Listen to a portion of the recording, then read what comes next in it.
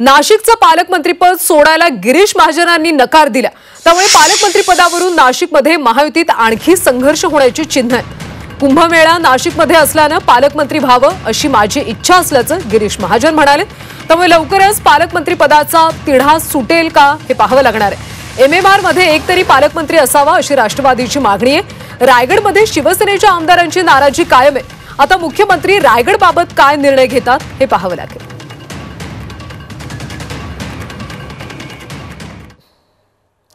मुख्यमंत्री महोदय म्हणाले देवेंद्रजी आणि मी पण आग्रह धरलेला होता की जर सगळं सुरळीत करायचं असेल म्हणजे सुरळीतपेक्षा म्हणजे कोऑर्डिनेशन जर व्यवस्थित ठेवायचं असेल तर पालकमंत्री मला ठेवा आणि कुंभमेळ्यामध्ये मी आहेच।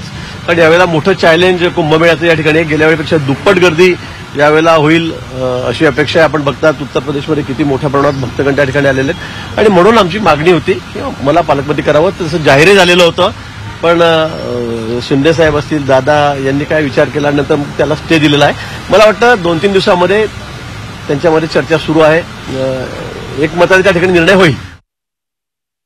पालकमंत्र्याचा तिढा आता काही राहिलेला नाहीये। ज्या 2 जागेचा तिढा चालू आहे त्याचा वाद मला वाटतं आज कदाचित संपेल, परंतु त्यामुळे जिल्ह्याच्या विकासावर परिणाम होतो असं बोलणं चुकीचं आहे। आतापर्यंत जे कामकाज चालू आहे त्याच्यावर माननीय मुख्यमंत्री आणि दोन्ही उपमुख्यमंत्र्यांचं लक्ष असल्यामुळे त्या विकासामध्ये कुठेही अडथळा येणार नाही याची काळजी आम्ही घेतोय। प्रश्न महाराष्ट्राचा मिटलाय, 2 ठिकाणचा जर राहिलाय, 2 मध्ये नाशिकचा आणि रायगडचा। तर मला वाटतं एवढा मोठा निर्णय कितीही दुरावा असला तरी सामंजस्याने तो सोडवला जातो। त्याच्यामुळे तात्काळ त्याची उकल होईल।